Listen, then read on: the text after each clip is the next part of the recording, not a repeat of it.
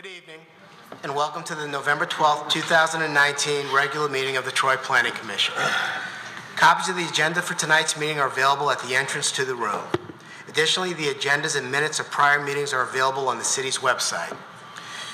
The meeting will be conducted in accordance with the agenda as presented or amended by the Planning Commission. The roles and responsibilities of the Planning Commission are outlined on the reverse side of tonight's agenda. State law establishes planning commissions. The commission is comprised of 9 members, all of whom have volunteered to serve. Members are appointed by the mayor and confirmed by city council. The other individuals seated at the dais this evening are representatives of the city's planning department, the city attorney's office, and the city's planning consultant, Carlisle Wortman Associates. If you wish to address the planning commission, please come forward when recognized and provide your name and address on the sign-on sheet. Please begin your remarks by stating your name for the benefit of the commissioners. All remarks are to be addressed to the Planning Commission, not to anyone else in the room. At this time, I ask that all cell phones, Blackberries, PDAs, or any other devices that might disrupt this meeting, please be either placed in silent mode or be turned off. Ms. Zarnicki, the roll call, please. Mr. Aphidian? Here. Ms. Cruz? Here. Mr. Faison? Here. Ms. Fowler? Here. Mr. Hudson? Here. Mr. Krent? Here. Mr. Lambert? Here. Mr. Rahman? Here. Mr. Tagle? Here.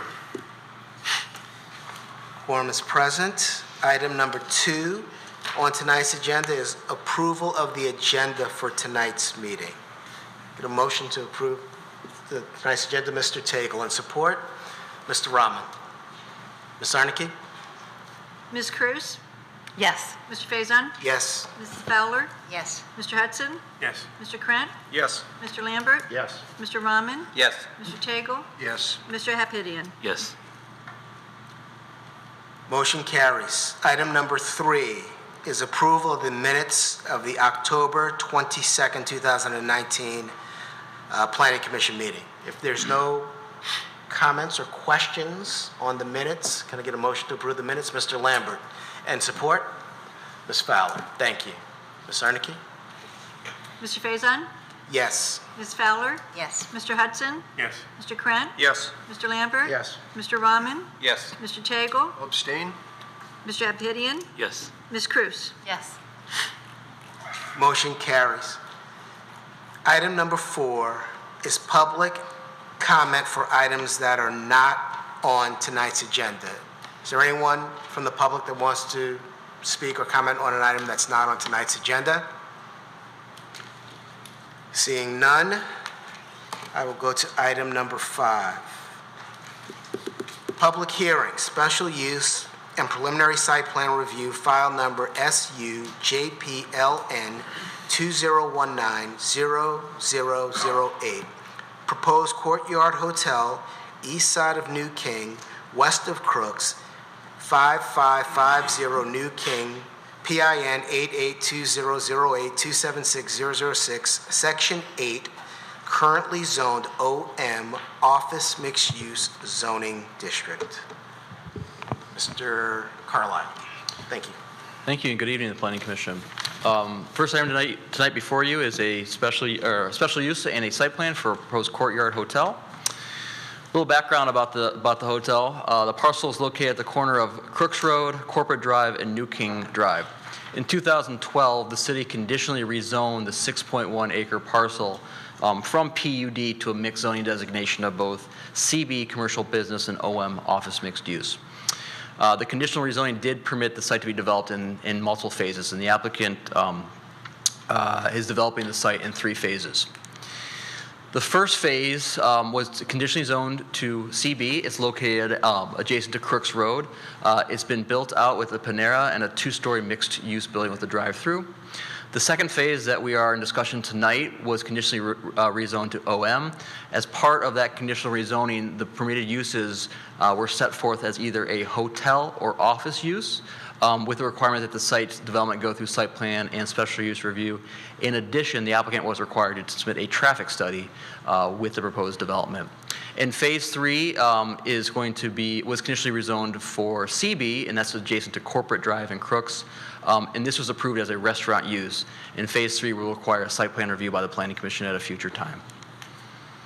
So at full build-out, the entire development includes 8,500 square feet of office, 2,000 square feet of medical office, 2,000 square feet coffee shop with a drive-through, a 4,000 square foot Panera Bread with a drive-through, 133 room hotel, and a 4,500 square foot sit-down restaurant. These are the numbers that were used as part of the traffic study, which I'll talk about briefly in a second. With regards to site plan for the hotel use itself, the applicant is proposing a 5-story, 64-foot tall hotel with 133 rooms. The building placement is adjacent to New King Street and on the back end of the site. However, the drop-off and pickup area is located internal to the shared parking area. It does include direct access both off New King and Corporate Drive, as well as access to the front of the site through the existing drive aisles. It does require special use and preliminary site plan approval, and we do note that the site does comply with all of the office mixed-use zoning requirements. With regards to parking, in totality, the site will be accommodated with 266 total parking spaces. Of the 266, 138 will be designated as parking for the hotel use. So the 266 will include shared parking with the hotel and the remaining uses on the site. The parking study has been reviewed by the traffic engineering consultant, as OHM, and they do note that the shared parking as proposed is sufficient. We do note that the applicant is seeking a waiver from the loading space requirement. They don't feel that the hotel requires or needs a loading space, and so they're seeking a waiver from the Planning Commission to not provide a loading space for the hotel use. As I noted, a requirement of the conditional rezoning was the completion of a traffic study. The applicant did provide a traffic study, which notes that 478 cars would be during the peak time of AM and 323 cars during the peak hour in the PM. The traffic study does note that the applicant should construct a left-hand turn lane at the intersection of Corporate Drive and Crooks Drive to mitigate any additional traffic and significant traffic delays. So as you can see on my very rudimentary graphic before you, the area of yellow would be the location and approximately the distance needed to put in that turn lane from on Corporate Drive onto Crooks Drive. OHM, again, the city's traffic engineer, has reviewed the findings and accepts the findings of the traffic study, does note that there will be lengthy delays at Crooks and I-75 ramp, and the development will add to those delays. However, to mitigate that, they did suggest a 200-foot left turn lane on Corporate Drive, which the applicant has installed or has agreed to install, and that should improve operations at that intersection. The applicant has submitted both a landscape and lighting plan. We do note that they comply with all ordinance requirements with regards to landscaping and lighting. We do note that the applicant proposed a retaining wall. There's a fairly significant grade change between New King and the front of the building that abuts New King Drive. And so they've installed a retaining wall around a courtyard that will be used for open space or outdoor space for the hotel use along New King Drive. These are elevations of the building. The elevation to the top is the elevation to the south. That will be the view from Corporate Drive. The elevation on the bottom is the interior elevation to the east, so that would be the one that actually fronts the parking lot and the main entrance. The elevation to the top there is the elevation to the north. That'll be adjacent to the access drive off of New King. And the elevation on the west, the bottom one, is the drive that is the elevation that will be facing onto New King Drive. This is a rendering of the building as seen from the shared parking area. This is the elevation as seen from New King Drive. I'm sorry, the rendering seen from New King Drive. We do note this is a special use. Special uses are reviewed under the standards set forth in section 9.03. We do find that the special use standards have been met. The site is master planned in North Troy, which does call for a conclusion of compatible and vibrant mix of uses. We do find that adding a compatible and vibrant use of a hotel is consistent with the master plan. We do note that the adjacent uses are primarily office, so the use is compatible with the hotel use, and the applicant has submitted a traffic study which does note needed improvements that the applicant has agreed to make those improvements. So with that being said, we do support the application. We do note that there should be some Planning Commission discussion on the loading space deviation, as well as the proposed material use and elevations. And so we are recommending approval with the condition that the applicant work with the engineering department to provide the required traffic improvements. And lastly, any changes based on Planning Commission discussion with regard to material use and elevations. Thank you. Thank you. One question, Mr. Carlisle. So you mentioned the turning lane, but were there other traffic improvements that were recommended? These are the only traffic improvements required as part of the traffic study and the engineering review. Oh, so only the turning lane? Yes. Okay, thank you. Any other questions for Mr. Carlisle or staff? Mr. Eptinian? Mr. Carlisle, is that left turn lane that's being proposed there, is that required to be constructed prior to the construction of the hotel, or prior to the opening of the hotel? Or what's the phasing? Prior to the occupancy of the hotel. Okay.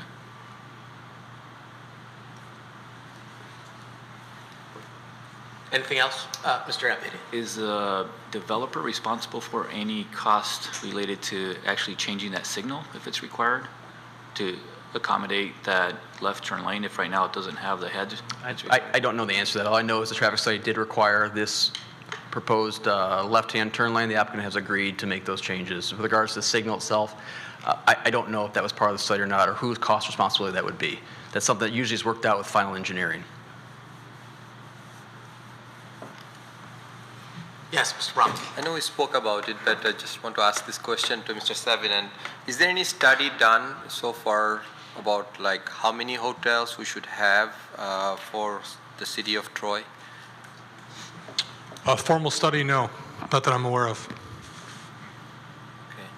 I mean, there was a presentation from a hotel consultant a couple of years ago, but I would just remind the Planning Commission that this property is controlled with consent judgment, where the applicant at the time voluntarily agreed to limit the development of this site to either office or hotel, and City Council. Conditional rezoning. What did I say? You said consent judgment. Consent judgment, I'm sorry, I worked with the consent judgment all day today. Conditional rezoning, where the city agreed that the applicant could develop the site as either an office or hotel. So we've already gone down that road.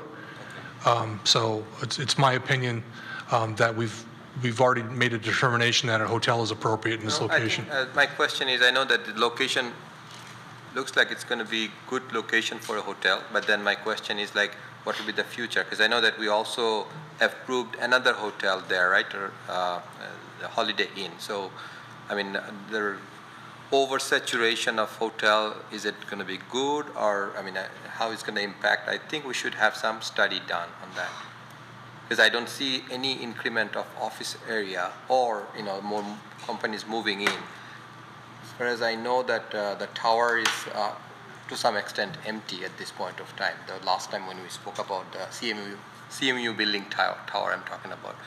So just to have it on the record so that we can have some study done, so that will help us in the future. Thank you. Thank you, Mr. Lambert. Mr. Carlisle, I noticed that reading through the material that there were some concerns expressed by the traffic study about left-hand turns from New King on to Corporate Drive. Were there any discussions either with the applicant or with internal traffic engineering staff about just forcing all that traffic on the site onto Crooks rather than letting it come out onto New King? I know there was discussion back and forth. I don't believe in their final review and conclusion, the engineering department did not require that. So I think that it was all vetted as part of the different. There was at least 2 traffic studies that went back and forth between the applicant as well as the city, and that issue got vetted, and the engineering department did not recommend any changes to the traffic pattern as submitted as part of the final site plan, or part of the preliminary site plan. Thank you. Anything else? So with that, I'd like to invite the applicant to come up and present their project. Thank you, Mr. Chairman. Andy Andre from Stellar Development, engineer here on behalf of the applicant. I think Mr. Carlisle hit on most of the major points, as well as Mr. Seven, about which is unique about this property was that it was conditionally rezoned going back to 2012. So the uses were kind of identified early on, and we're just kind of fulfilling that at this time.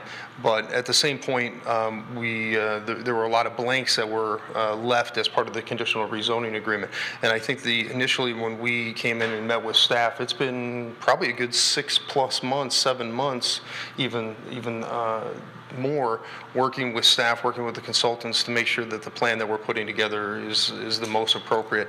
And one of the things that was probably the most extensive it's been brought up was the traffic and parking study. So it was both a traffic impact study and then a parking study, because we do have mixed uses as part of the development. We needed to recognize those uses to make sure that we're not only are we providing enough parking for those particular uses, but then also to take advantage of shared parking because of them, and when we have peak and off-peak hours. And so there's a very, very extensive study done. It was vetted out quite much by the traffic engineers, by the consultant OHM, and we came to a good resolution on that. So we feel very comfortable with where things turned out with that. As far as some of the other features, as were mentioned, the landscaping, we're meeting the requirements. So there's quite a bit of landscaping that we're installing as part of this project, the lighting. But one of the other things that we made sure is pedestrian connectivity and maneuverability, because we do see this as it's a great area. Let's be very honest, with the businesses, with the offices that are in and around there, that we wanted to make sure we had that pedestrian connectivity to the surrounding walks, and so we made those extensions, and we also made sure to have that connectivity between the uses within the development, between the hotel, the retail, Panera, and that. So we took a good extensive look at that.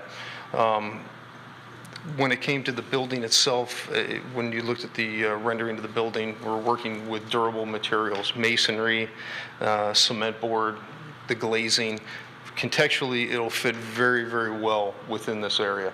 It's a very nice looking building. I think we're gonna be very pleased with the way it turns out, and I think the city will be pleased as well. So with that, Mr. Chairman, I'd be happy to answer any questions. Thank you. Thanks. Just a couple of questions for you. Yes. What market is your hotel going to serve? Sure. So this is it's a Courtyard. It's a Marriott product, and so like we've talked about before, I've been before the Planning Commission with several other projects. Brand loyalty is a huge thing. We target, specifically in this area, we're going to be targeting business travelers. I think is exactly what we're going to be capturing with all the work that's going on and around, with all the businesses that are there, especially with, I guess you guys have to live it every single day, but with the roadway improvements and when finally everything gets done within this area, I think we'll see a kick in of some more vibrant business travel within this area as well. So it's business travelers that are coming into Troy or the surrounding area. One of the things, area. And so maybe I'll piggyback a little bit onto, and this is maybe goes hand in hand with the question. So as part of every project that we do, we engage a feasibility study. And so the feasibility study looks at not just the immediate market, but then it goes a certain amount of distance out. And so one of the benefits, I think, as the city of Troy that you have is you're not just capturing business travelers within Troy, you're capturing them outside too. So you might have the market will extend into Auburn Hills. You're capturing business travelers that choose to stay in Troy rather than to stay somewhere else too. So your market, and that's not true in every demographic in every area, but that is true what you have here. And so your market is capturing not just what you have going on in Troy, but it expands beyond that. And so that's a very good sign of economic viability for the city itself. And then one last question on Sure. that same theme. Your feasibility study, I would assume, includes the hotels that are currently existing in Troy and the ones that are scheduled to be built. Right. Or approved to be built. So as part of that feasibility study, they look at comparables, okay? And so in this type of comparable, it would take into consideration ones that are planned, that are announced. Of course, there may be some that we just don't know about when the feasibility, it's a third-party independent feasibility study that's conducted. And so it does take into consideration ones that are in operation as well as ones that may have been announced already. Thank you. Thank you. Does anyone else have any questions for the applicant? Mr. Krantz? Just wanted to, did you bring any samples, materials for the outside of the building? We actually provided a digital board. I'm not sure if that should be within the packet. Everything's gone to digital now. I don't get to carry around samples, it seems like, anymore. But I do believe that was as part of that. So if I missed it, it's on me. I didn't see it on the, when I was assembling the packet, I don't believe. So I can go back and I can see if I can find it. Could you just describe it? That'll be fine. Sure. Yeah. I mean, if we could pull up, maybe if we can pull up a picture of the building. Yeah, if I missed it, Mr. Yeah. Chairman, I apologize to the Planning Commission. I think we can talk through. Do you want certainly. the color one? Please. Okay.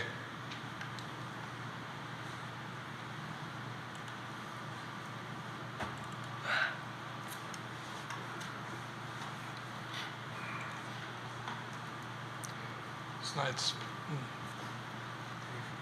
While Mr. Seven's pulling that up, I can tell you a little bit about the brand, and you guys have seen a number of hotels, and you understand this, but there are brand standards that we're working towards, and there also are the deviations that we have to do as part of those to meet requirements. One of them being the glazing requirement that you have here in the city, and so we've changed up a little bit of the prototype and the materials in order to meet some of the requirements. But what we do as part of our group is we own and operate. These are not turn and sell, and so utilizing durable materials right from the start is always a critical thing that we want to do, and we want to incorporate as part of our design. The more that we do that, the less maintenance that we have. You see some structures and buildings have lots of EFIS or different things, if you're familiar with that, the stucco type material. Those become maintenance problems down the road, and so we try to limit those as much as possible. As part of what we have here, as I mentioned, we're really looking at the durable materials, masonry, cement board. You probably have been more familiar with the hardy board Nietzsche panels. So we have that. Yep, we have that up there. Mr. Chairman, I was frozen for like 2 minutes. They're there. Yeah, I'm not having a good 2 minutes. No, it's on page 38. John Tagle found it. Oh, it is on there. Yes. Page 38. Oh, So I retract my apology then. That's all right. We'll take it back. We'll hold it for later, for another day. So you do have the material, the digital material board. So you can see where those samples and where those go, and see how the materials play off of one another. Again, when we look at this, I think we also look at what the surrounding area. So to make sure that contextually this building fits within the surrounding area. And we feel that it does, especially with the heavy office use that's within the area. Mr. Krantz? Yeah, you show number one and then one alternate. So it shows the cement board for the vast majority of the building, the lighter, like say, grayish on my computer, maybe whitish on that one. But it's alternate brick. So what is it, brick or cement board? Cement board would be, okay. Was what we would propose in there.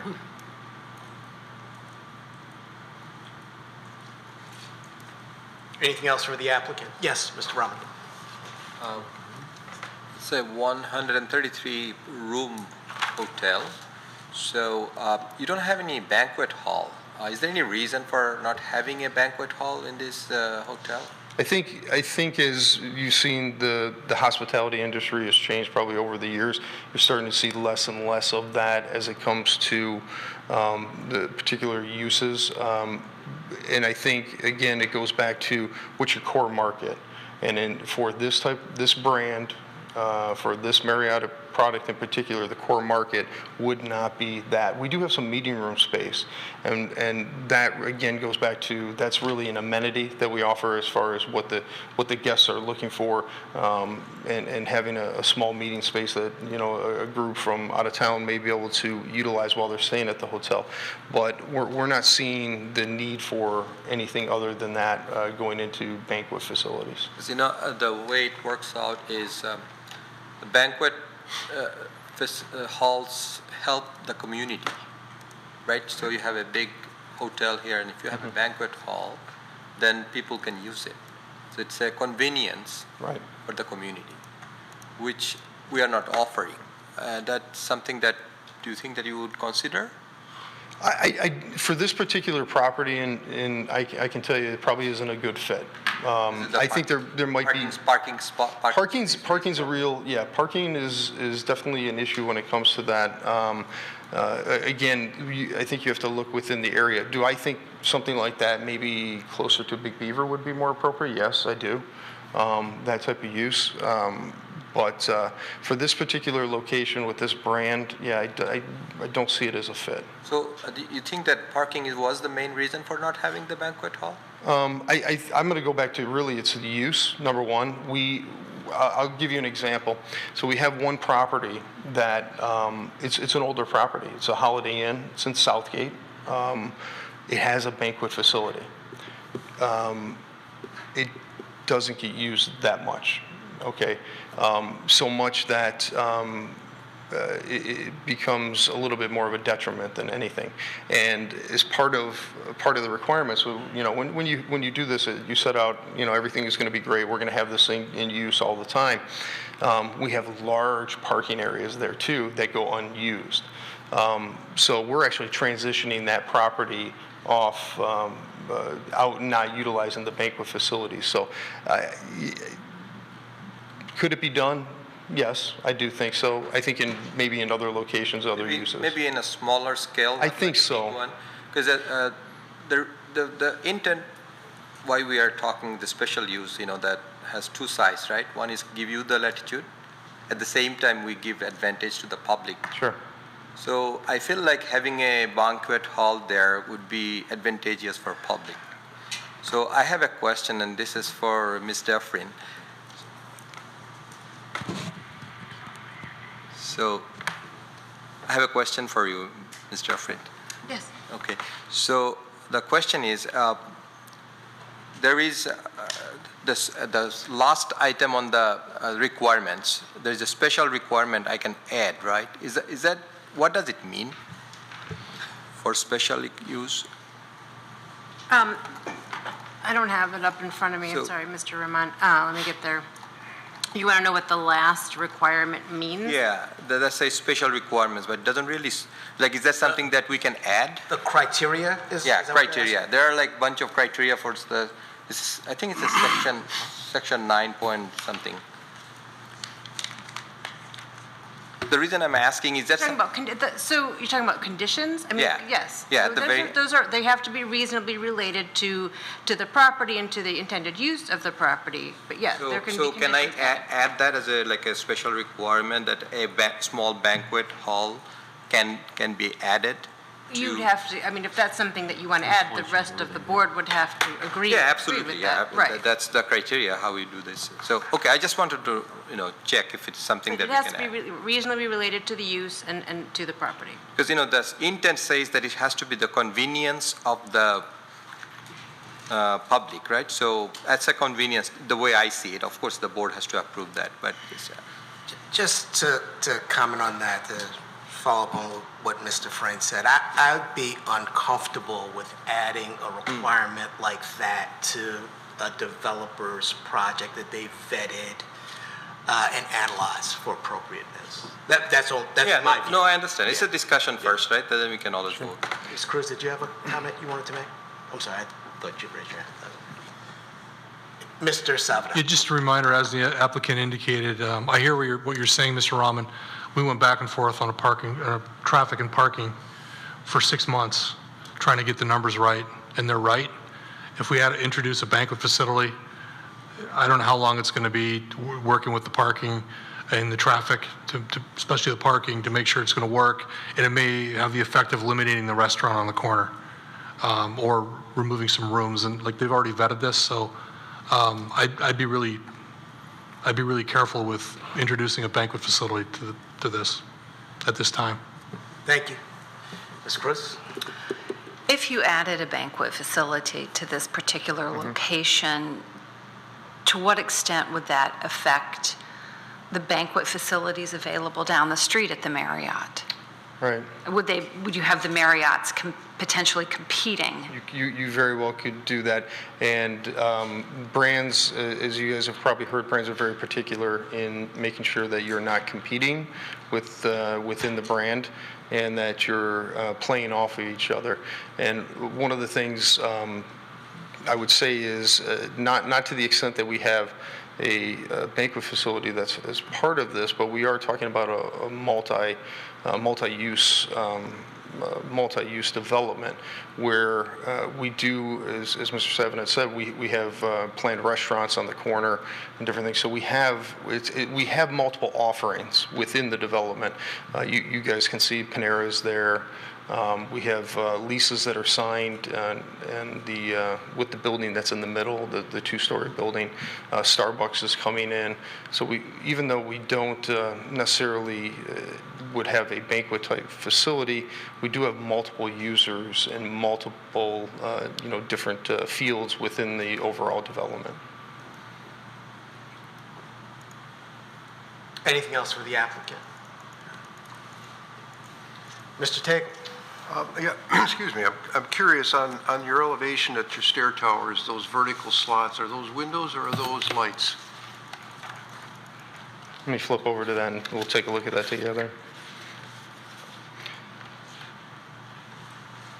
Those are actually windows. Yeah, So there's one of the things that we're seeing as a trend is trying to bring more ambient light into spaces traditionally that wouldn't have those, and so we've actually incorporated windows and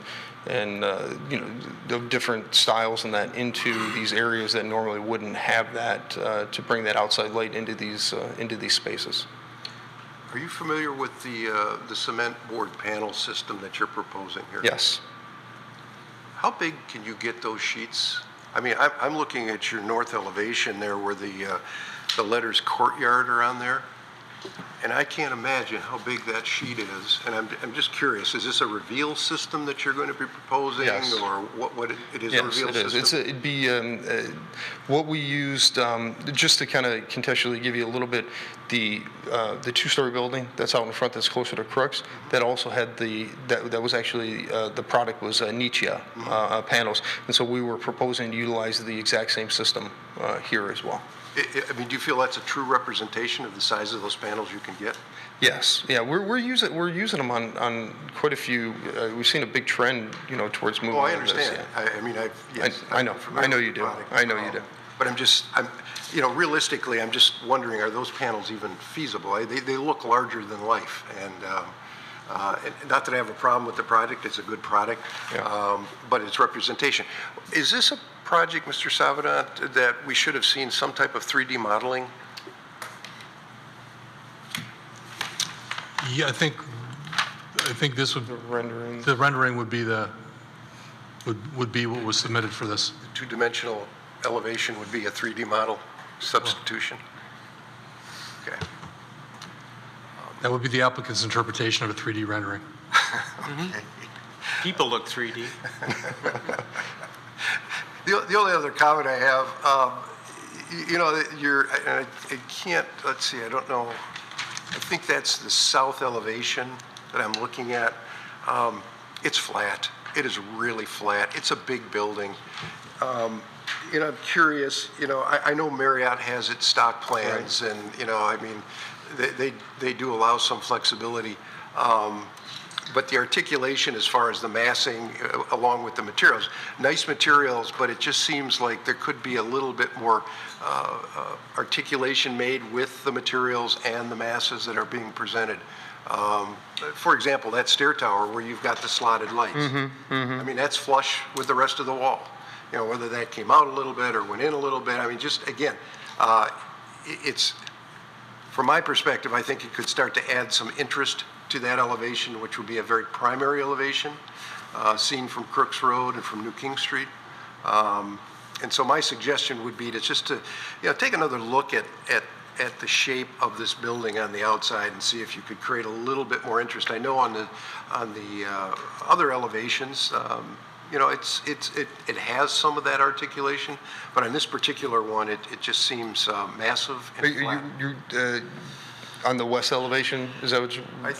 Actually, it's, let's see, I don't think it's labeled on this drawing. Is it labeled on any of the drawings? I mean, Brent, if you'll go back to the colored rendition. Now, that would be your east elevation. That would be the east elevation. Right. Yeah, that's your entry canopy there on the right. That's correct. Yeah, that's correct. So that entire block, let's say to the left of the canopy, is one flat plane. And again, I don't think it would take much just to create some interest in that elevation. I mean, I understand that those white panels are going to be articulated a little bit with the grid system of the reveals. Right. But again, just to bring another little dimension to that, I think would add a lot. Thank you. Thank you. Anything else for the applicant? I have one question for staff before I open the public hearing. Did you mention, Mr. Carlisle, the loading space deviation? Okay, thank you. And if there's nothing else for the applicant, I'm going to open up the hearing. Thank you. To the public. But before I open the public hearing, I'm just going to make a couple of comments. Please begin your comments by stating your name and address for the public record, sign in on the sign-on sheet. We ask that you be respectful to the Plan Commission, the staff, the consultant, the applicants, and those in attendance. We will listen to your comments, take your comments, but not have dialogue with you. It's not a discussion or debate. We will consider your comments, potentially in deliberation that we will do after the public meeting closes. Finally, I'd ask everyone to make your comments, or your comments should be no longer than 3 minutes, and we will time them with the timer in the front here. So we'll start at green and we'll go to red when your time is up. Is there anyone in the audience that would like to comment on this item? Wow, okay. Seeing none, I'll close the public hearing. Any comments, additional comments from the planning commissioners? Mr. Krentz. I just wanted to ask staff, before we move forward with the resolution, we've got two items actually. It's the conditional use, I'm sorry, the special use, not conditional, special use standards, and then the actual site plan. My question is, do we include that in the resolution, the loading space deviation and elevations as part of it that was in the special use? So to make the record, go ahead, Julie, you look. So you might as well add both. Okay. My interpretation on the former, on the loading space, is that if you approve the site plan, you're approving the deviation for the loading space. However, if you want to make the record clear, you can actually state that as in the resolution. I applaud the comments from Mr. Tagle about the elevations. I think that's important because this building will be there for a good few decades, and it's a prominent location, and I think it'd be to the advantage of the developer to include some of those, as Mr. Tagle outlined. So that said, and then under the site plan and special use comments that were made by Ben Carlisle, work with the engineering department to provide required traffic improvements as noted in the traffic study, and number two, any changes to building materials, use, and elevations. So are those like, you separated them, but are they, can we just lump them all together as part of the, or do we have to separate them in the resolution? Usually you do a resolution, and with the resolution you have list the conditions after the resolution, so I think you can put all the conditions after the, as part of the resolution. So who wants to read the resolution if you have any other questions? Go ahead, Mr. Chair. You can direct at that point. ask if we ready for a resolution. Thank you, I thought we were. Are we ready for a resolution? Okay. And does anyone want to move resolutions? I'll get to it as soon as I bring up the written resolution here. Yes, on page 8. Okay, got it. Because I want to include the I other understand. items down the road. So I'll do a little pause while I change pages. But resolve that special use approval and preliminary site plan approval pursuant to Articles 8 and 9 of the zoning ordinance as requested for the proposed Courtyard Hotel located on the east side of New King, west of Crooks, 5550 New King, Section 8, currently zoned OM, mixed office mixed use district, be granted subject to the following items. I'm just going to scroll down to those items.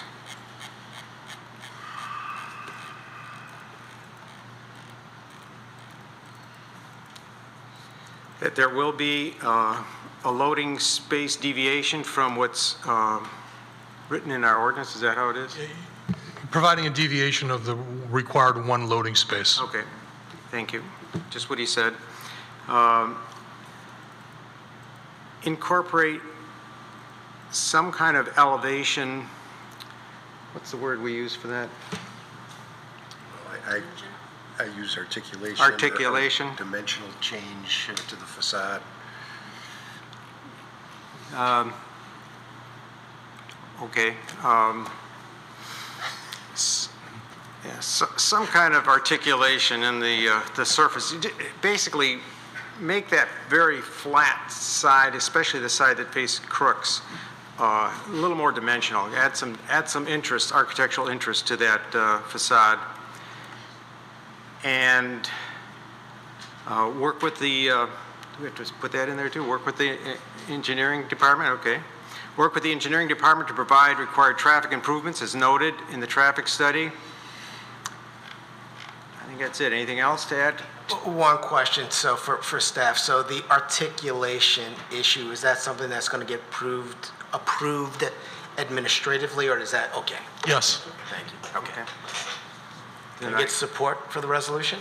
Ms. Fowler, thank you. Ms. Sarnicki, when you're ready. Ms. Fowler? Yes. Mr. Hudson? I remember in 2012 discussing many times this project and the condition of rezoning. And I'm pleased that it's doing what we hoped it would do, and I would vote yes. Mr. Krant? Yes. Mr. Lambert? Yes. Mr. Rahman? Yes. Mr. Tagle? Yes. Mr. Abhidian? Yes. Ms. Cruz? Yes. Mr. Faison? Yes. Motion carries. Thank you, everybody. Thank you, congratulations. Item number 6, preliminary site plan review, SP JPLN 2019-0032. Proposed GFA Long Lake multifamily development, west side of DeQuinder, north of Long Lake, PIN 882012476070, Section 12, currently zoned NN Neighborhood Node J and EP Environmental Protection Districts. Mr. Carlisle. Yes, thank you. Thank you and good evening. Tonight before you is an application for a townhouse project. The site is located on the west side of DeQuinder Road between 18 Mile and Inglis Drive. The site backs up to Taco Bell, which is located on DeQuinder. The site is approximately 2.4 acres in area and is currently undeveloped vacant property. The site is surrounded to the north by single-family residential, to the south by neighborhood node, which includes a mix of different and various commercial uses. To the east, over DeQuinder line is Sterling Heights, which uses commercial on that portion of the road. And to the west, R1C single-family residential uses. A little background of the site. It's highlighted in red above you. The southern most portion of it is zone neighborhood node. However, we do note there is a 40-foot wide strip of EP environmentally protected zone property that runs along the northern property line. Within that 40-foot wide strip is a 60-inch stormwater drain and a concrete screen wall. These items will remain within that 40-foot strip. In addition, the applicant proposes to install landscaping, install additional underground detention, and put a sidewalk within the EP zone portion of the site. With regards to the site plan, the applicant is proposing 25 attached townhomes located as shown above you. The central building is a cluster configured around a central courtyard with a pedestrian sidewalk that eventually meanders out to Quinder Road. Again, that sidewalk will go through the EP zone portion of the site. The site is accessed with a shared access drive that's shared with Taco Bell off to Quinder. With regards to site plan, we do note that it meets all the NN neighborhood node district requirements. However, we do note that the applicant has met the 30-foot rear yard setback adjacent to the west single-family homes. However, in reviewing this, we do think there's an opportunity to provide additional buffer, especially when you consider the elevations as provided. So what we are requesting is the applicant actually basically shift the whole property, the whole development part of the property 10 feet to the east. This would increase the buffer to 40 feet minimum along that west property line, and that matches the rear yard of the adjacent rear yard setback to the properties to the west. Each unit is served with a 2-car garage, so they've met the required parking. In addition, they are providing 10 guest spaces. It's outlined in the yellow box in front of you. We do note that one of the guest spaces must be ADA compatible, and it's not shown on the site plan as submitted.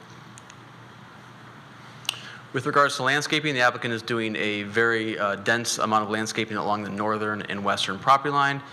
In addition, there are pockets of trees, some within the EP zone, some within along the adjacent boundary of Taco Bell that actually meet woodland protection requirements.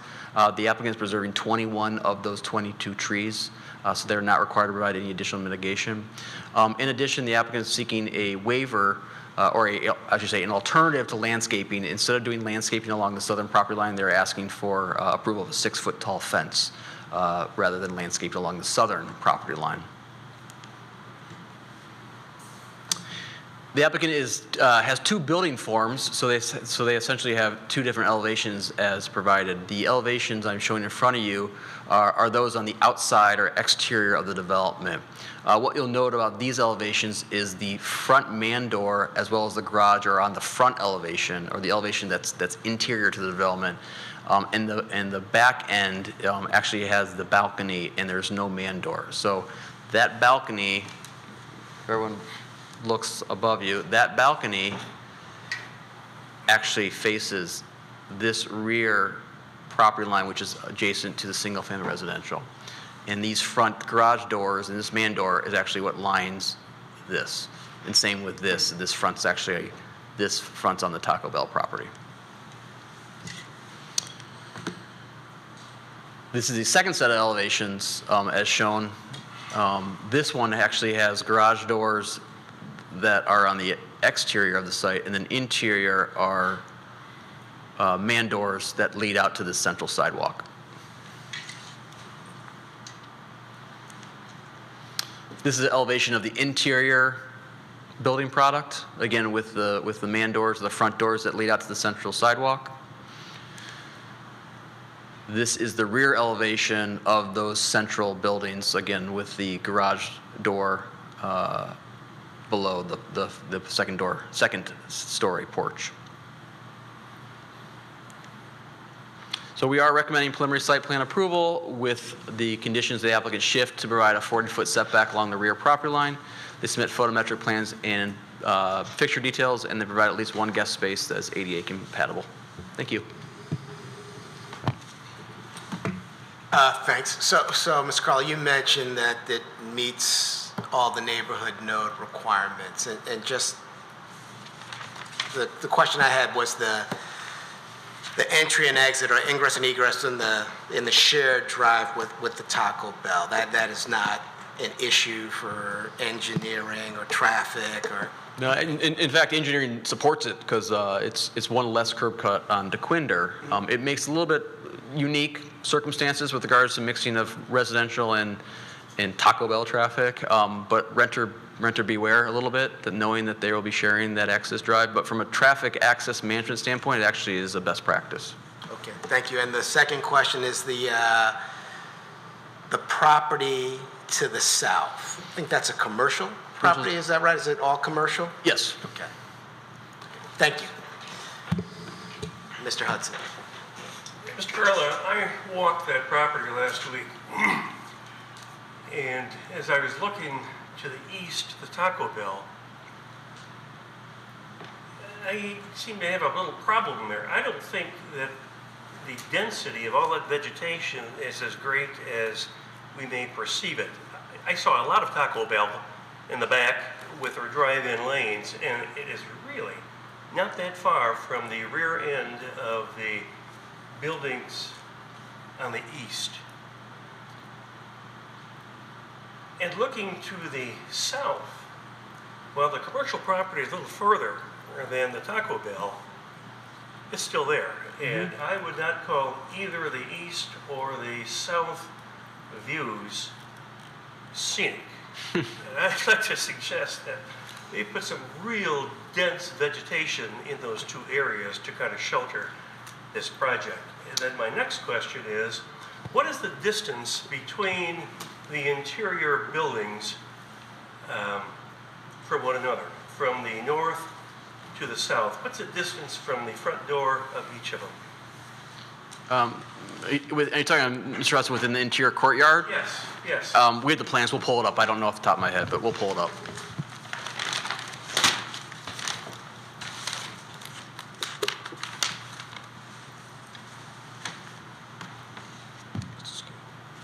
You're trying to visualize the Yeah, density of the I'm trying to construction. avoid a narrow valley instead of an open vista.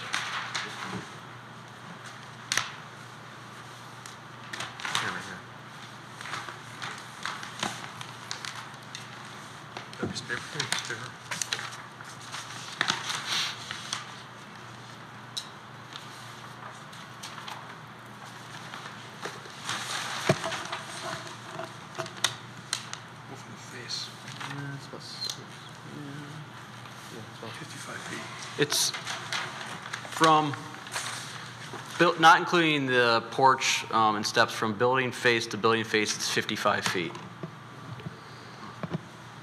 Is that a sidewalk which is connecting those interior buildings? Yeah, this is a common, this is a shared sidewalk that bifurcates the site and So it's has 55 individual feet, sidewalks. about 27.5 feet from each building to the central sidewalk.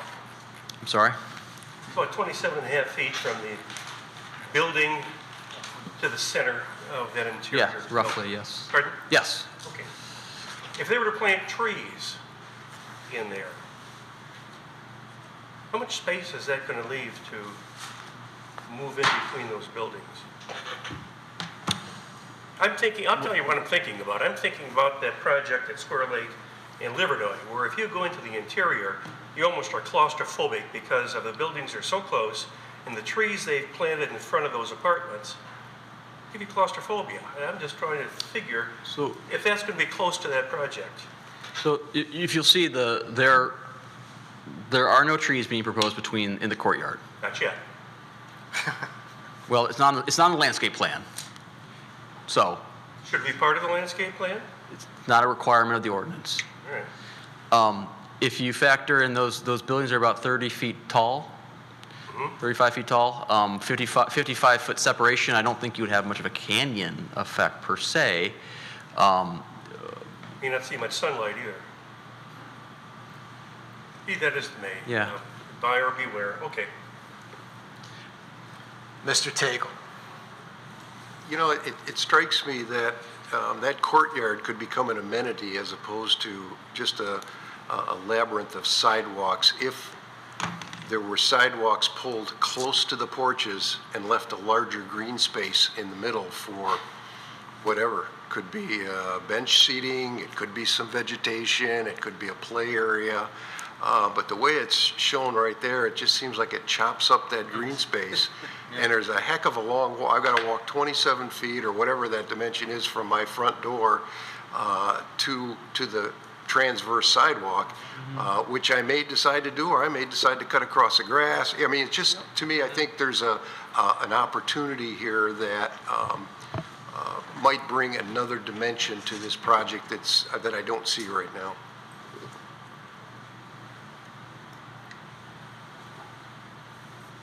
Mr. Lambert.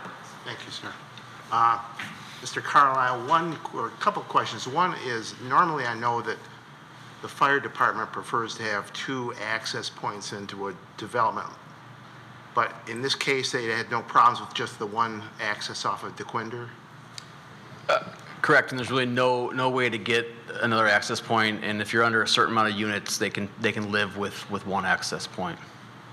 If you'll notice, though, that's why there's the boulevards, because they have so they can have 2 access points. But once you're into the site, you do have 2 access points because it is essentially a circle drive.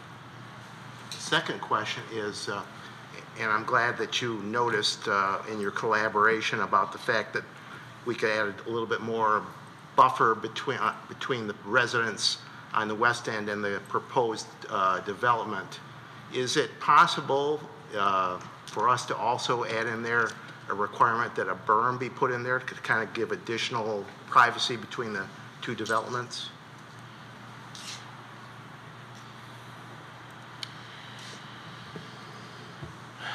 We'd have to look at the one, what utilities are back there, and then 2, what the existing topography is. But I don't see why it couldn't be something that could be discussed with the applicant. Thank you. Mr. Abditti. So I have a couple questions, observations related to the 10-foot shift of the entire project. First, just my initial observation is it seems like the developer is trying to balance the setback of the project on the west and the east close to Taco Bell. And if the project gets shifted toward Taco Bell, right now what's being proposed is 20 feet from the closest corner of unit number 1 to that property line, where there's a proposed swale. And if that 20 feet of green space gets cut down to 10 feet, my question is that swale still feasible? Can that swale still be built there? And my other question is, right now there's no buffer of any sort being proposed there, and even if we would, the developer probably wouldn't be able to add any kind of trees there to buffer that balcony to the side of Taco Bell.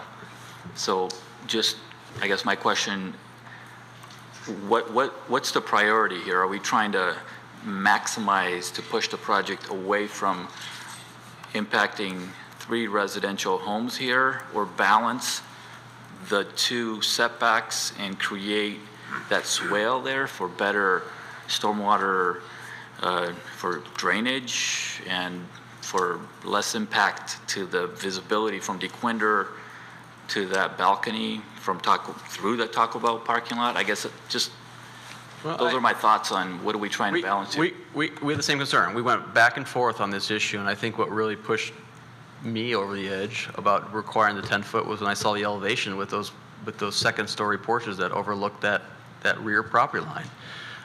And so I thought it was more important to buffer the residential than buffer Taco Bell. But there's a balance here. And I think we're trying to discuss that balance tonight. But I think it's appropriate that our primary responsibility is to treat the incompatible, to make sure there's an appropriate transition, especially to residential. And that's what we had a long discussion on. So I think there are some creative ways that the applicant can do more buffering between the Taco Bell and the rear end, essentially, of the properties that butt Taco Bell. And so I would rather push for the 10 feet. Maybe it's 5 feet. I don't know the perfect number. 10 feet seemed appropriate because it's mirroring the rear yard of the adjacent single family. And that's kind of where we landed. And that also would comply with basically the new change that the Planning Commission is considering about making sure matching the height with the setbacks.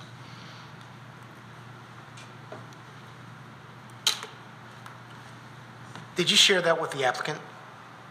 Yeah, the applicant and I, we've had a couple discussions on this issue. Okay, thank you. Anything else, Ms. Fowler? I just have a question about the residences that are to the north. Are they part of the neighborhood node? Or is this the far north at the neighborhood? It's farthest north. So there will be no more north development for neighborhood node? If you know, there's a, if you look above you here, there's a, like I said, a 40-foot strip of EP zoning. So this actually a separation between EP and the neighborhood node, as well as a single family to the north. Mr. Robin. This is about the building massing. I'm sorry? Building massing. The building massing for the row buildings, the six buildings, six on the right side, the six. You want elevations? No, the massing, building massing. Do you have the 3D modeling of the?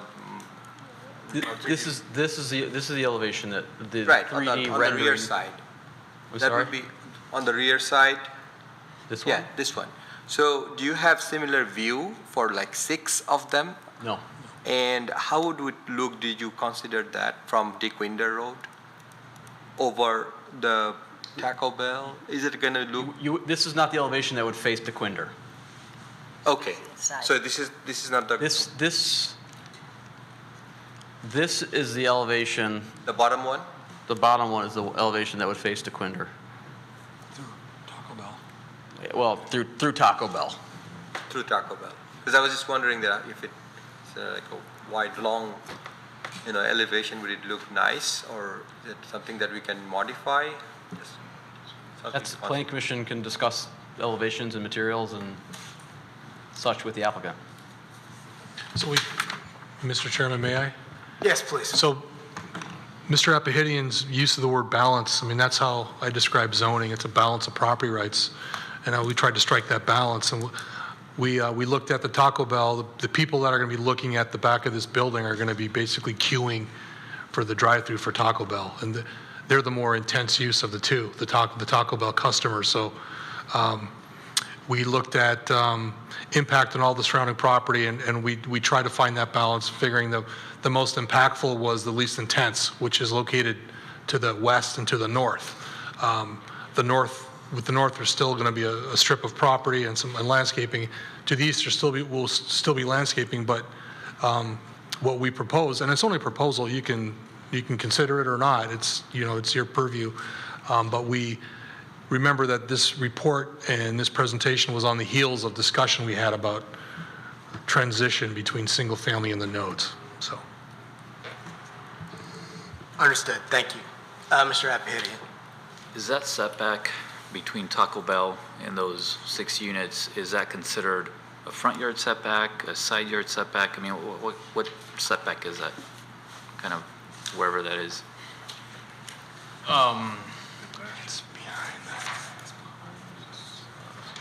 What do you think of this? So the node is it's intended for development that has a relationship with the major thoroughfares, the mile roads.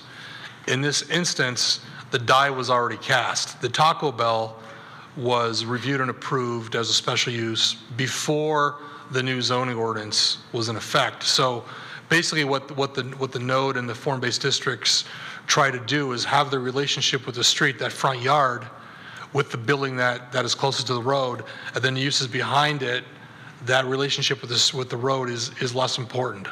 So the Taco Bell, from the standpoint of this is a really long-winded answer. From the standpoint of the node, it doesn't have that relationship we ideally want because it was developed before the node. And the property behind, we're getting the mix of uses, at least horizontally, that the node tries to get. But this doesn't have that relationship with the street because there's already that building in front. So if you think of it in terms of like Big Beaver, where you have a large office behind and the restaurants or the other uses that have that relationship to the street. So look at it that way. So the front yard relationship is a Taco Bell, but it's not conforming. So for zoning purposes, we consider that the front yard. And so it can be up to 10 feet from that property line. That's how we looked at it from a zoning perspective. But so it's wonky. We keep, that word keeps coming up, wonky. It's a unique circumstance that because of that drive that we talked about that provides that access to the back, we're kind of dealing with it. Ms. Fowler? So I want to make sure I understand this. So the bottom picture elevation, that has a terrace on it, right? On this picture? Correct. And Right. And that's going to face the Quinder. that'll face the back of Taco Bell. Right. And similarly, that would also face, the back end would face the existing single family. So their balcony actually faces the drive-through. 10 feet away from the drive-through. Is that right? I'm just wondering. This elevation, which includes this balcony, is one that faces, looks out towards the Quinder. Yeah, okay. Yes. Mr. Chairman, can I add? I was just going to make one comment, because I think I'm landing where staff is on this one, and shifting the project to protect or to create additional buffer for the single-family residents to the west makes sense to me. While it moves these buildings closer to the Taco Bell, I think people will make a conscious choice to live in that building. Whereas the people in the homes, something's going to happen behind them. So in terms of weighing those two, I would have landed kind of where you're landing, and not as concerned about what faces the Taco Bell or what faces the Quinder. If I could just finish my convoluted diatribe. So it's a front yard, but it's the back of a building. So that was my kicker that I was supposed to close on, and I didn't. So it's a unique circumstance that the scenario is if it faces the Taco Bell drive-through and dumpster. That's, Mr. Hudson. Let me follow up. My folks, when they retired, bought a condo in West Palm Beach, Florida. He didn't do his due diligence because they discovered after they moved in that one side of that condo was adjacent to the bus yard for the school district. And the buses started waking up about 5:30 in the morning. On the other adjacent property was a restaurant facing the back end of the restaurant, and at 11:30 at night, the dumpsters would be in there emptying the trash. Now, they moved after a couple of years, but I'm suggesting that we got a similar problem right here. If I'm going to buy one of these buildings and my balcony is overlooking the drive-in lane of Taco Bell, that's not going to do a lot for me. I'm just wondering if due diligence might be part of it. But that's why I was kind of suggesting that maybe there be some intensive landscaping in that 10-foot district. Not just 6-foot bushes, but maybe trees going up 30 and 40 feet. Now, the winter, if it's deciduous, there'll be a problem. But if you're going to use the balcony, it won't be in the winter anyway. Perfect use of it. Perfect. Thank you. Anything else? Would the applicant like to come up and present the project?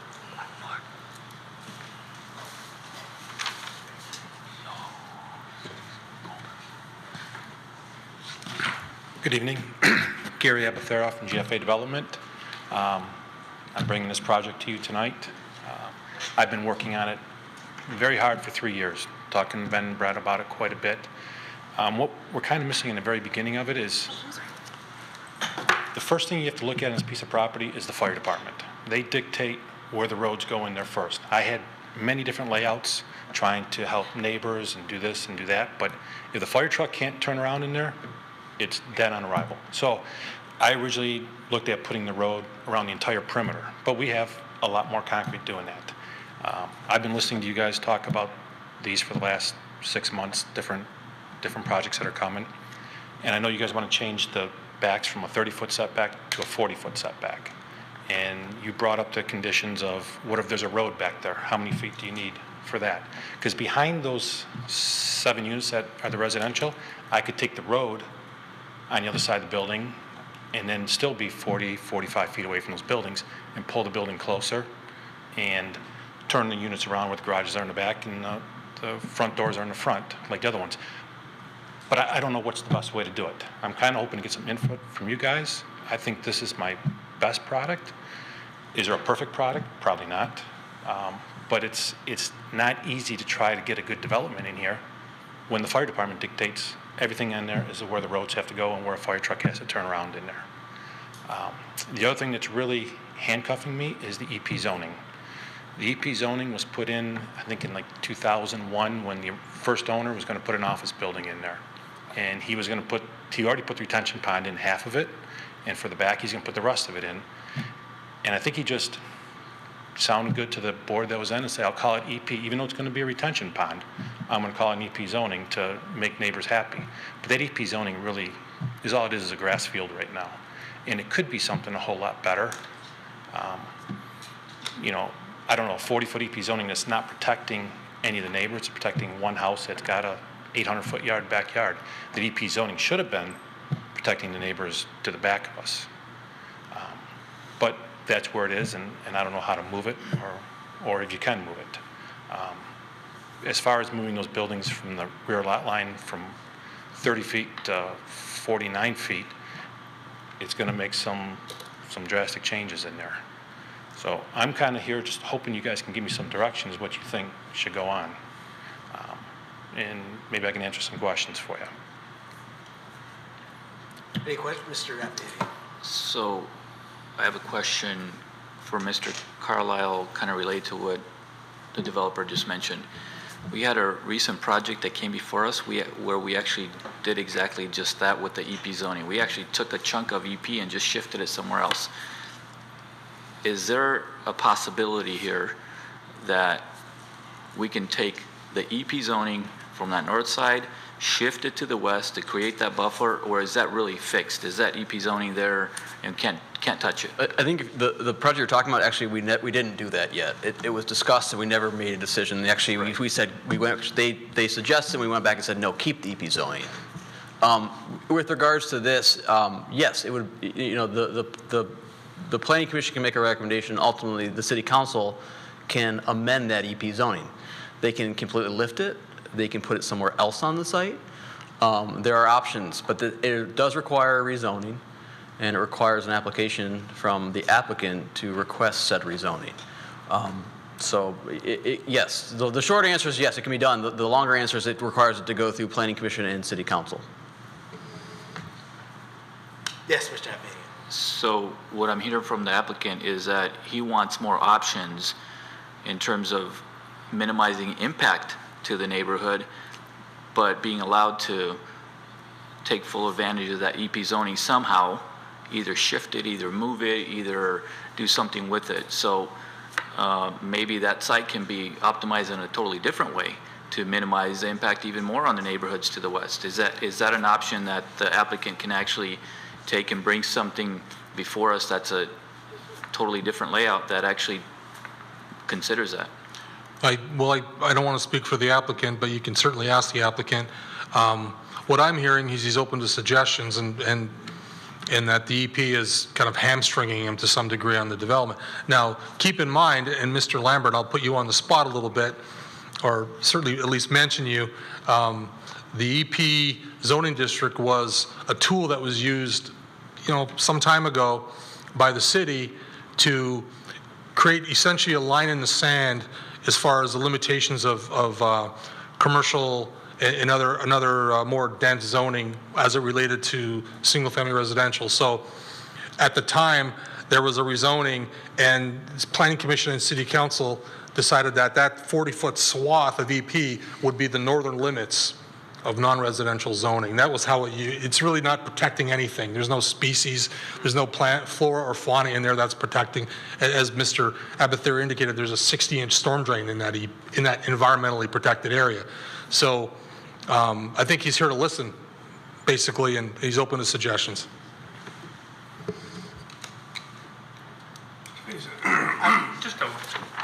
just a thought, that EP zoning, if you take a look at the plat map, those are extremely deep lots to the north.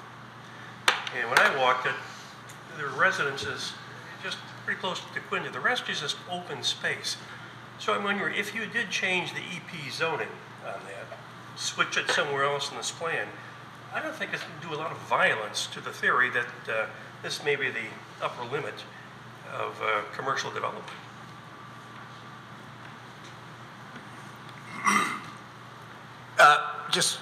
Mr. Apter, so did you, as part of your thoughts about that project, consider what you could do if the EP zoning was lifted, or you could be more flexible? If you can pull back to the layout, we could take those 7 units from the west and move them closer in to give that 40, you'd like a 40-foot line from the neighbor's property there, and get rid of those 10 parking spots there and put the 10 parking spots or 15 parking spots in the EP zoning. So that instead of being a 40-foot EP, we could be a 20-foot EP, and then take the back 10 feet of that 40-foot setback and call it something different. What's the word that you, conservation easement, something that we can do where we can pull in the buildings further away from the people. But do you guys have the power to get rid of the EP, or does it have to go to city council? It'd have to start with you guys to recommend it to go city council? That's what it Okay. sounds like, right? So, I mean, I'm open to doing something like that.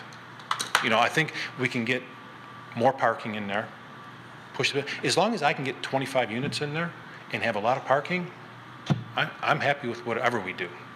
And the second question I have for you is, so the staff's suggestion that you shift the project to the east, and I think you said that that would create difficulty. What's the difficulty that that Just creates? pushing those other units back into the Taco Bell drive-through. I mean, you'd be ordering a chalupa from your back deck. Sorry? You'd be able to order right from the drive-through. It's just that it gets Yeah, those you're gonna be 10 properties feet to the from the- east closer to Yes. something relatively unattractive. Yes. Okay. You'd be able to order from your deck. And like you say, if we pulled it back from the people, and I do it all myself. I talked to all the neighbors on the street there. You can tell, your other projects you've had signs that are, you know, all up and down the city saying no, and I don't know how many neighbors are here today. I don't think there's 3 or 4 that are here, but I did talk to neighbors that directly attached to it, and they're not in favor of anything, but they don't want anything. But they're not, you know, up here protesting that they don't want units here. And I did the other things. I didn't try to jam 60 units in on 2.5 acres, as you see other projects. I know I have to be able to sell these, and I have a conscience of how I want them to look. I didn't put 8 and 9 unit buildings together. I split them in half already, and every one of those splits is another unit. So there's 3 units that I know we can't do. So with the 3 and 4 unit buildings, I think they're going to be nice. And to answer Mr. Hudson's question is, I drive by that Kilmer project all the time, and I'm sure you guys know where it's at on Kilmer and Big Beaver, and those units are even closer than 40 feet. And that's kind of how I based my decision on these units. I look at those and think, man, if I'm a little bit wider, it'll look good. But they're going to be the exact same height and units as you have over there. And I think those units, when they first went in, I thought, never going to be good. And I drive by it every day, and I'm like, they're nice looking units now. I think they're good. So, I mean, it takes a little bit of time for everything to grow up, but nobody ever talks about those units. Everybody talks about Square Lake and Livernois, but no one ever talks about the other units, because I think they're a good mix in there. Mr. Faison? Yes, Mr. Hudson. Mr. Tangle and I are kind of long tooth on this commission, been here a long time, but when Kilmer came up, there was a lot of concern about it getting jammed in there at too small a space for what they were doing. But we were persuaded, okay. And I think the thinking has changed since Kilmer to saying that too much in too little a space is really not what we're looking for. But you got to start somewhere, and Kilmer is where we started, I think. The other thing I do notice about them is we have probably 120 units in the city like that, and there are 120 units that are sold. I mean, there are people that like these units, and the tightness doesn't bother them. I mean, at my age, I would not want to live in a 3-story building, but we're building for the future of the 20-year-olds and 25-year-olds and all that don't mind going up and down steps. I mean, I'm not, and I don't think most of us up here would want to live in it, but You know, and I look at it, if there's 120 of these have been sold in the last 4 or 5 years, probably 360 to 400 single-family homes have been sold new. So that's a 1 to 3 ratio of condos to homes that are being sold. So there is a market for them. Anything else? Mr. Tagle? What kind of stormwater management plan do you have for this property? It'll be an underground storage. The starting at DeQuinder is already a 5-foot pipe, and it's set just. It's already probably has a third capacity for this property, and it's going to go all the way back. This property used to be all owned by one developer, and he built the Taco Bell, then sold it back off. That's why he has the ingress egress for the entrance and exit, and maintenance agreements for the berm that's there, and going through. But that the stormwater will keep going all the way to the back. Tell me about the swale that was discussed a little earlier. What is the purpose of that? How does that play into the plant management plan? That swale thing is just to keep the water from running in Taco Bell's parking lot. So it's going between the two buildings and flowing east and west. And, I mean, the city won't allow you to drain water on neighbors' property. Oh, I understand. So you don't think you're going to have any trouble with the units that are adjacent to the drive-up? Oh, I think I'm going to. I mean, they're not going to be the easiest unit to sell, which, and I looked at it, do I take that road and put it right along the Taco Bell parking lot and pull those units in another 30 feet, keep them further away? I can do that, but then I just have a perimeter of concrete around the entire site. So I don't know what looks better. You know, I mean, I'm here for anybody's got suggestions. Well, I mean, from my perspective, you say a perimeter of concrete, it doesn't necessarily have to be a negative thing. What I do see, and I'm very concerned, is those units looking out on the back of a Taco Bell. I just can't imagine someone saying, yeah, that's going to be okay for me. Well, the other units, those other 6 units are looking at a Arby's drive-through. So, I mean, it's just a little bit further away, but I'm stuck between an Arby's and a Taco Bell. And you know, I mean, I can't help you. But we are in the city of Troy, and that is a very, very good location. I mean, you get the new Kroger's across the street, and once again, it's going to be younger people that are going to be moving into these. We got Beaumont that's a mile and a half up the road with 10,000 employees. I can almost guarantee I'm going to be getting Beaumont people moving into these units. So your market, if I may, your market is younger, millennials, 20s, 30s? Yes. That's what I foresee moving in here. Have you done any investigation as far as the styles that would attract that age group? I look at this development, especially the facade where the entrance doors are to the courtyard or to that central area.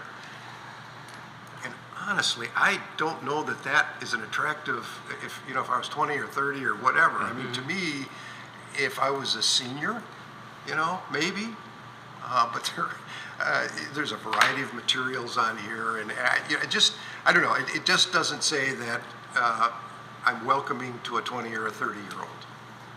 It's something. I mean, I do know. I think the 20 and 30-year-olds like the EFS look, but we can't use EFS here. So. Well, there's a lot of this discussion. Yeah, I'm just teasing you. Yeah, I mean, that's something I can look at and see if I can make it look a little bit. Well, I'm just giving you looking. an opinion. If that's your market, that elevation doesn't say to me, I'm the market for that, or I'm the elevation for that market. Okay. Ms. Cruz. So I'm under the impression that you're here tonight because you're looking for feedback from the Planning Commission. I think we've established that your EP zoning, this environmentally protected zoning, is really a misnomer. There's nothing about that zoning that protects the environment. I would get rid of it. I mean, I would at least make the effort to get rid of it and get yourself some much needed space to be able to play around with the odd-shaped lot that you have. You mentioned something about being able to put parking back there. I mean, I don't know really how much additional parking that you want to add, or if you feel like you have inadequate parking currently. But, if you don't want a perimeter of concrete, I would certainly be judicious in what you wanted to do with additional parking. I think on this particular site, landscaping is your friend. And the more you can use it to create a buffer and an enclave for the people that you want to purchase your units, the better. And I think that that is an easy enough investment that would ultimately pay for itself. I mean, I don't care how old you are, visually and aesthetically pleasing things appeal to all of us. Totally agree. And I would pay attention to Mr. Tagel's comments about your, how did he describe it? The labyrinth of sidewalks between your units. There is something that is just a little too much 90-degree angle or something going on there. I like his idea about not having that sidewalk just cut right through the center and moving it closer to the units and creating the appearance of more green space and more courtyard. It does add a certain quaintness, if you will, and when we're talking about townhomes, kind of think quaint is not a bad thing, whether it's contemporary or traditional. Everyone wants a little curb appeal to their home. And then, you know, this is a subjective and personal comment, but I've seen you come up in front of the Planning Commission, certainly this year, more recently than I have in all the years that I've sat on Planning Commission. And every time you come in front of the Planning Commission, I notice that you're wearing your Troy Colts football gear. And I know that you live in Troy, and I know that you're working and developing Troy, and I see that you're now bringing your two sons with you, and I can only assume that you're now a family business, and you're working on preparing the next generation for your family business. I would challenge you to think about stepping up your game as a player in the city of Troy. You know, you've watched us talk to many developers about some of the design standards that we're interested in, the vision that we have for the city of Troy, including our goal to be able to attract and retain the generation that your children are a part of. So I think that you are uniquely positioned now to come in front of us and instead of being an average developer, I would like to see you dazzle me. Okay. But before I do that, I want to make sure that everybody on the Planning Commission is good with me going for a rezoning of the EP. I don't want to. I don't have an issue with it. Okay. I mean, that's my biggest question. If you guys are like, hey, we agree, we don't think it's really protecting anything, and I can come back with something totally different, I can come back and. I think it would be evaluated in the context of the plan. Yeah, I agree. But I just want to make sure that everybody's not shaking their head right now going, no. Just want to make sure that we don't add any more units with that EP zone. Like I said, if I can get same amount of if I can get 25 units in there, I'm happy. And I can change the EP zoning, help those people out on the west side, because those are the only people I'm really concerned about. I'm not worried about Arby's, Taco Bell, and even the stuff to the north. I did talk to the lady there. She was interested in selling her property, and then we couldn't come to a price to maybe do something different over there. But you know, everything else in the back is just a big field where I can get more creative and make it look better.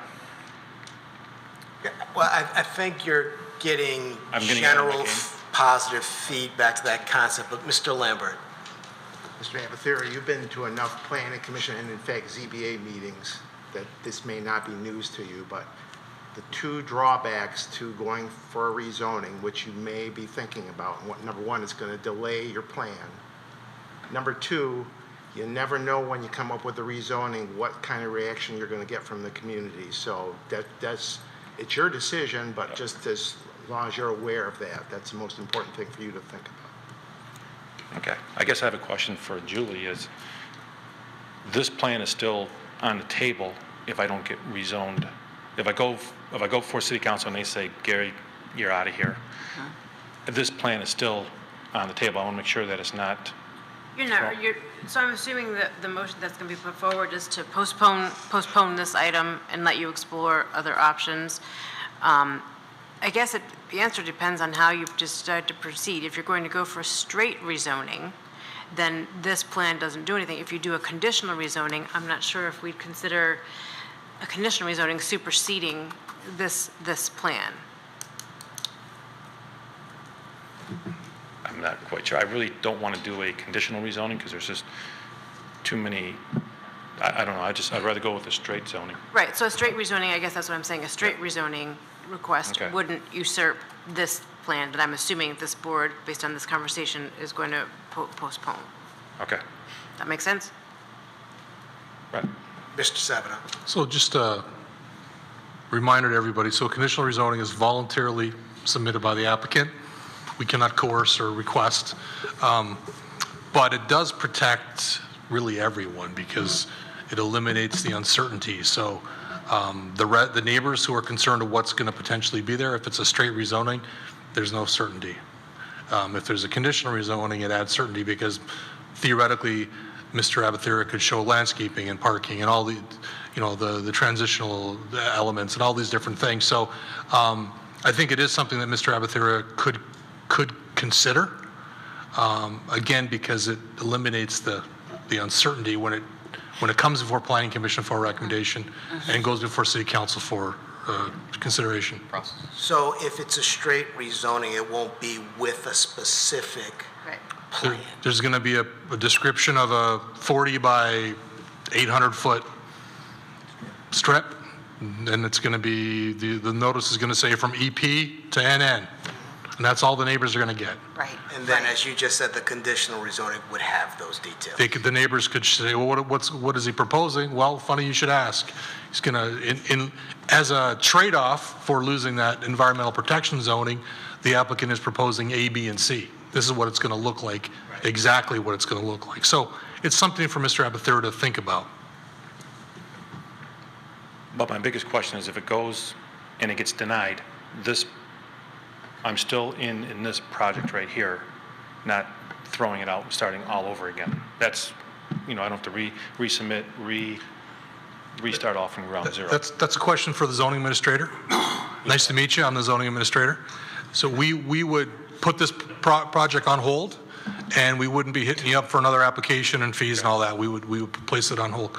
All right. Yeah. Is that your question That's about my the application question. process? Yes. And my other question is, I can meet with Ben and Brent every time they're together.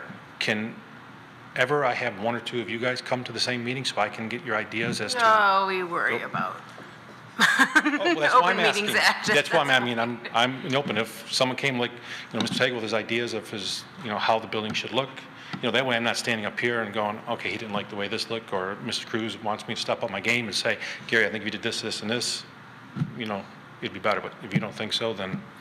I'm not comfortable with sanctioning such a thing. All right. That's our answer. That's your answer. The only instance we would entertain something like this, so without the chairman forming a subcommittee specifically for the task of studying this, we would consider that to be ex parte communication. That's frowned upon. Okay. You don't know if you don't ask. All right. Anything else for the applicant?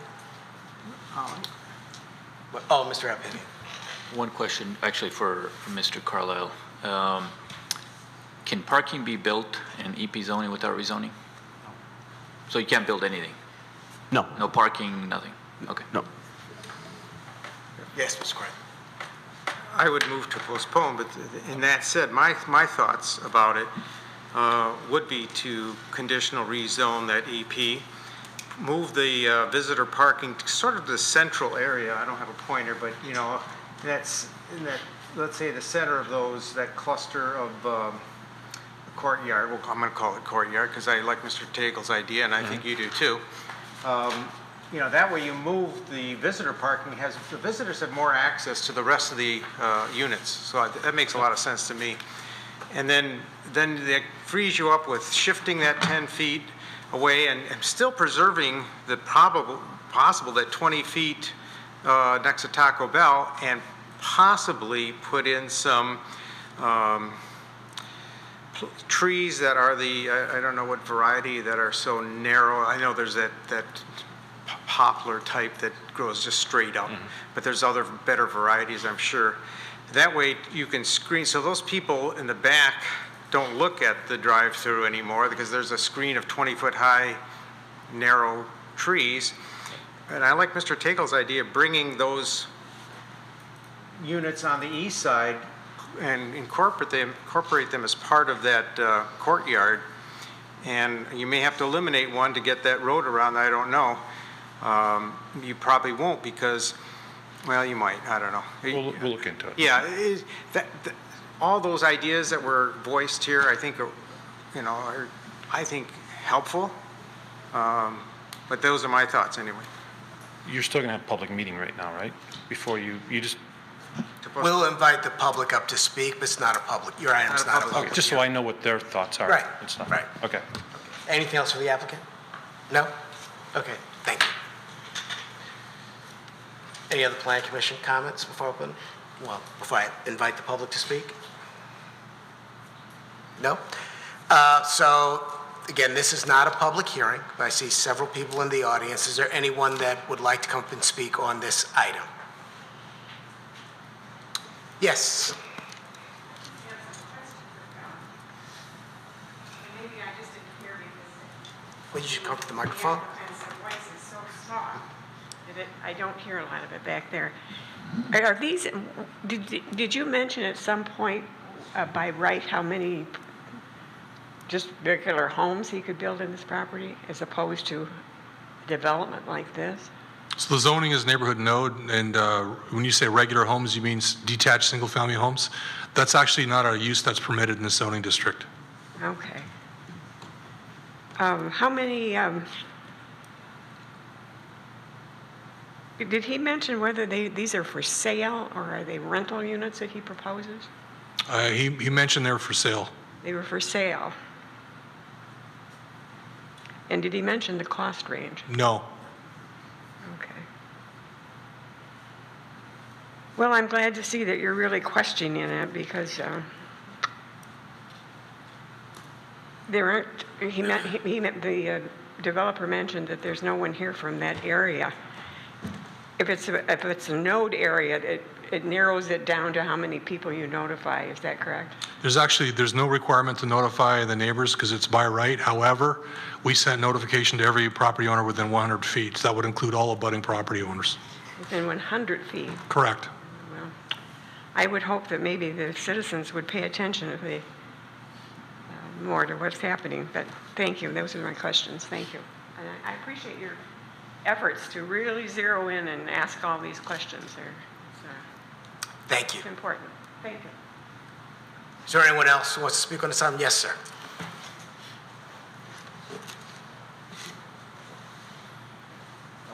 Good evening, everyone. My name is Muthu Subramanian. I'm one of the property owners on the west side.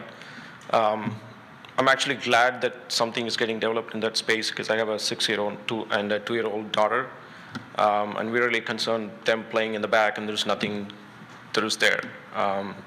And actually we're looking into Dick Winder now rather than some developed, buildings there. The concern we have is the height of the building and how far, what's the setback. I think being on the north side, we are the one on the north lot.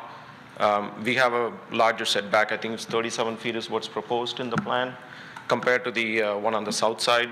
But I think, anything to do to improve that or increase the setback like we discussed earlier would be beneficial. But again, I think in the plan, they're also showing some trees that's going to be planted.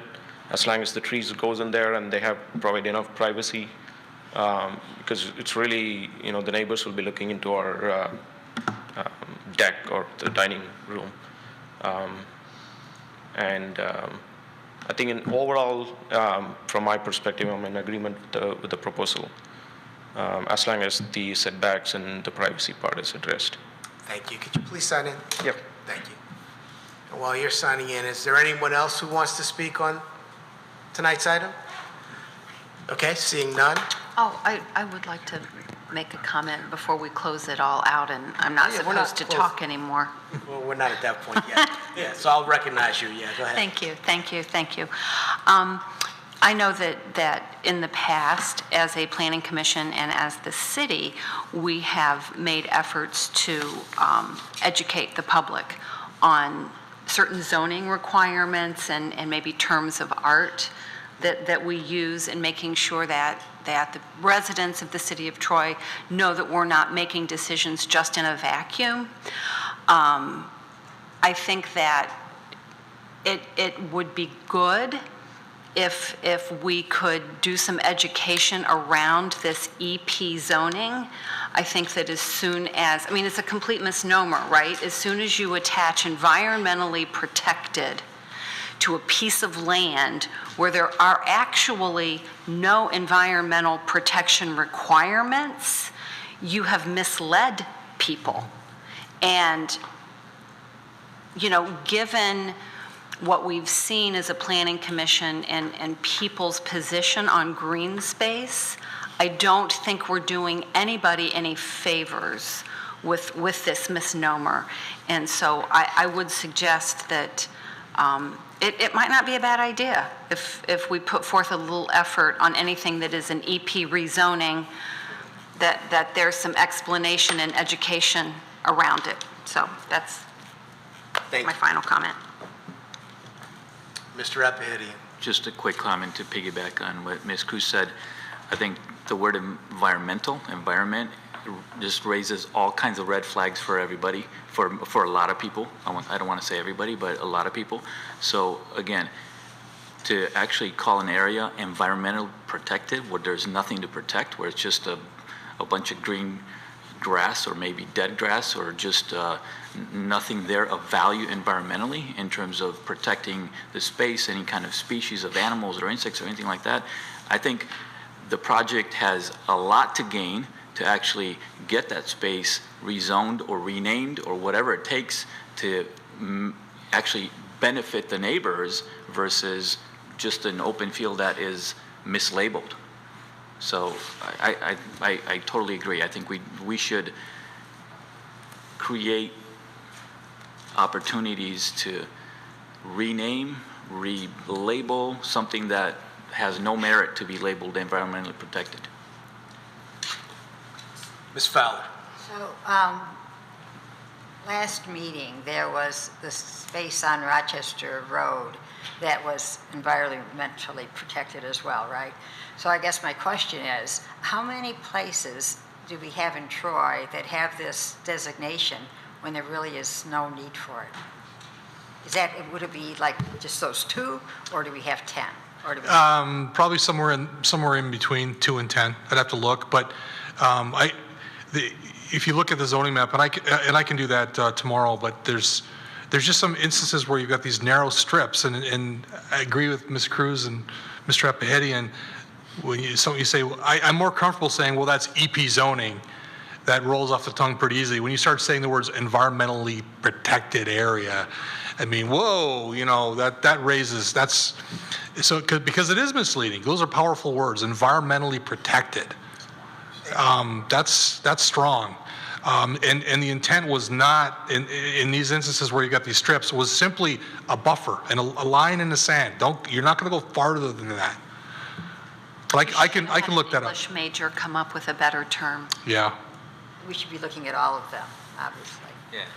Well, we need to be careful because the people that purchase houses next to them, in a lot of instances, I would imagine that there's a comfort level. They bought next to environmentally protected land.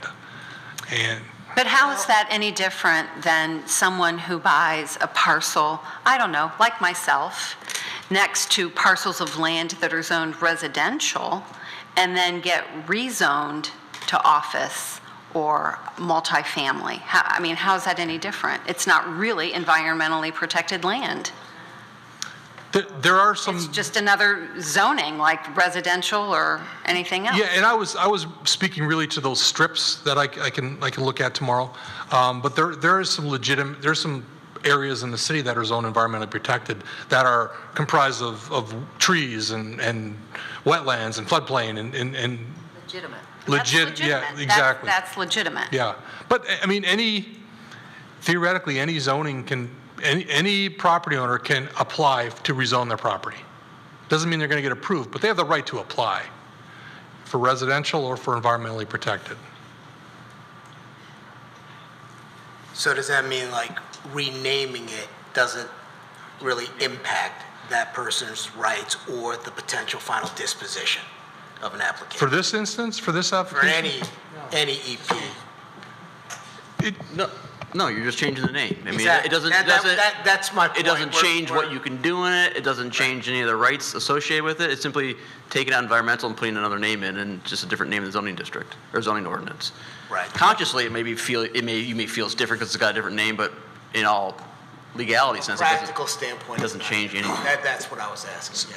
So the neighborhood node does not have a density, not a cap or a number associated with it. There's no, maximum units per acre for the, but what I heard the applicant say was he was going to consider a rezoning or a conditional rezoning, but if and when he rezoned the EP, he wasn't going to seek more units. So this wouldn't be a necessary, if we take him upon his word, which I've known him a long time and I trust the guy, he would rezone the strip, but it would not come with a corresponding increase in units. It would allow for flexibility and better design. I think that's what we all heard. The issue last meeting that Ms. Fowler raised was tied to density, because rezoning the EP did affect the potential for more density.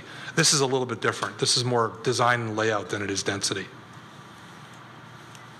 Mr. Apahedian. I think just a follow-up thought to what Ms. Fowler said, to actually possibly look into every single area in Troy that has the EP zoning that has no value. Because I think we're doing these homeowners that are adjacent to these properties, we're doing them a disfavor. Because when they do their due diligence, possibly to buy a home next to these properties, kind of like someone doing their due diligence buying next to a neighborhood node, they are receiving the wrong information or the wrong interpretation of what that property really is in terms of how it's protected, and that possibly it could never be rezoned. Because we've heard some residents come before us saying 20, 30 years ago, I was told that this property would never be touched, and that's why I bought a home here. So I think we kind of owe it to these residents that are adjacent, if they're that few. They could be 15, 20 residents, to let them know, look, we are looking into every single property in the city that's EP, and this is the value of what EP is, and it's not what you're thinking or not what we were thinking and how we actually labeled it. It was just a buffer, a line in the sand, and nothing more. Well, yes. It's turned into a conversation here. This is fun. So yeah, I get what you're saying, but at the same time, there's due process, and the neighbors, if the property is to be rezoned in the future, the neighbors are informed via a sign on the property, a letter in the mail, and an article in the newspaper. And the neighbors will be invited to attend a public hearing and have input on whether that property is to be rezoned or not. So with the fact that they live next to this EP comes some property rights that the neighbor of the EP district has, where neighbors that don't abut EP don't have. So on some level, that is an extra level of protection that is afforded that neighbor because of that EP zoning in the event that it's rezoned in the future. Well, and I guess maybe what I'm hearing is that it's not that the neighbor gets more protection, that it's easier for them to understand that it is not a situation where this property cannot be rezoned, that property can be rezoned like any property. So it's more educational than conveying any additional rights or anything like that. Yeah, I get it, and I think that's the point. I'm not saying that's the point. I get that, and I think there's value in education. Having said that, you're sitting at home and you go check the mail and you get a notice in the mail with my name on it, and it says, "Dear property owner, just a reminder that EP zoning behind your house can be rezoned at any time. Have a nice day." I mean, my phone's going to light up with however many letters we send out. I can predict with 100% certainty we're going to have exactly that many phone calls the next day. That's going to happen. So I don't want to scare anybody. So there's again this word balance, right? Like so I need to think about the right approach for this, because I don't know if it's an issue. It's an issue so far as we're talking about it tonight, and we've had dialogue the last couple of meetings. But prior to the October 22nd meeting, we really haven't talked about EP zoning very much. So let me chew on that and try to think what the best approach is for everybody. Can I jump in here? Because Yeah. I think what we're losing sight of is something you said early on, and that there's some legislative history here behind why that particular strip. I mean, it was to demarcate the end of the neighborhood node. So to go back and undo EP zoning kind of willy-nilly, like I said, we'd have to investigate the legislative history behind why those were designated the way that they were. So not a blanket approach. Right. Property by property. Carl? Yes, Ms. Cruz. I'm not necessarily in support of us proactively going and, identifying all of the EP zoned parcels and sending a notice to neighbors saying, hey, guess what? Because if you do that, then I feel like every neighbor that has come to this podium frustrated because for 25 years they've lived next to green space only to discover it was privately owned land, and that landowner just happened to get the right price, and it's like, what? I've lived here for 25 years. And now it's going to be gone. I mean, we just can't control all of that. You're sending a lot of letters. We'd be sending a lot of letters. I just do think that as these unique situations come forward, it's in everyone's best interest to do as much education as we can to make sure that everyone understands. Again, these decisions are not made in vacuums. I mean, they're made with the totality of the circumstances and following what the law allows us to do. Agreed. Mr. Salvador. Just a reminder, we've gone down a bit of a philosophical wormhole here. We haven't taken action on this item. Oh, no, I'm quite aware of that. We closed the public hearing either. I'm ready. Are you ready? Oh, we got to close the public hearing. Yeah. Or Public hearing. it wasn't really a Oh, public. it wasn't, I'm sorry. I'm sorry, do I need to close the public hearing? Nope, it wasn't one. Sorry, Okay, forget me. Thank you. All it was public comment. Public comment. Any other? Okay, we're ready for resolution. Thank you, Resolved Mr. that preliminary site plan approval pursuant to Article 8 of the zoning ordinance as requested for the proposed GFA Long Lake multifamily development located on the west side of DeQuinder, north of Long Lake, PIN property identification number 88-20-12-476-070, section 12, zoned NN neighborhood node J and EP environmentally protection districts be postponed so that the developer has ample time to consider all the opinions and ideas from this commission. Support? Mr. Tagle. Ms. Sarnicki. Mr. Hudson? Yes. Mr. Krant? Yes. Mr. Lambert? Yes. Mr. Rahman? Yes. Mr. Tagle? Yes. Mr. Apahidian? Yes. Ms. Cruz? Yes. Mr. Faison? Yes. Ms. Fowler? Yes. Okay, so motion carries and the item is postponed. Thank you. Item number 7 on the agenda is public comment for items on tonight's agenda. Does anybody want to comment on an item that's on tonight's agenda?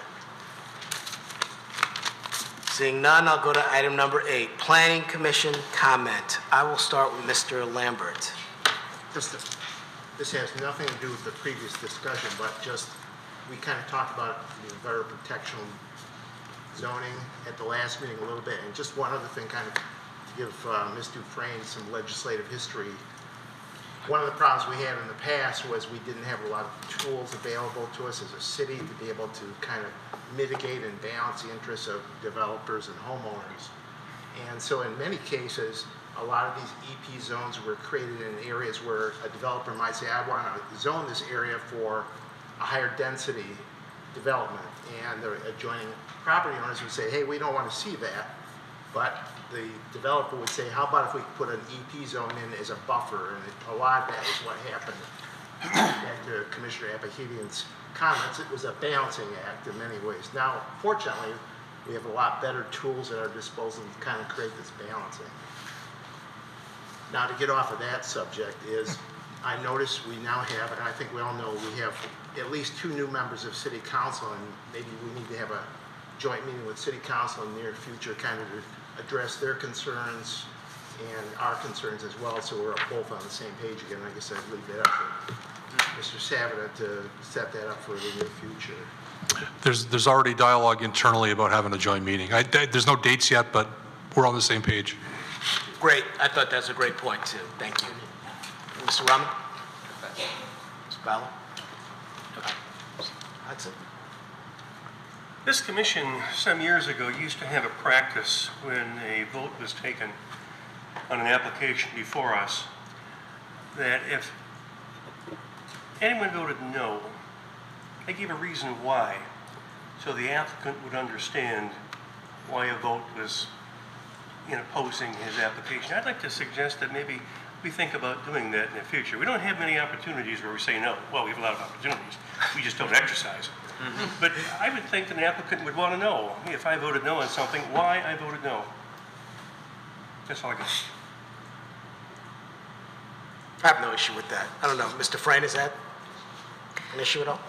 It's not really an issue. I think the opportunity for dialogue, though, is prior to when the vote is taken. I think usually you guys do a really good job of sort of telegraphing which way your vote, sometimes, not always. So I think the opportunity for that dialogue is before the vote. To do it at the time of the vote, I think it slows down that voting process. But I don't think there's anything legal that says we can't do it. Well, if you've got a guy who's silent, just taking it all in, making up his mind without discussing it, I think it's appropriate for him to explain why he's voting no, in spite of all the conversation.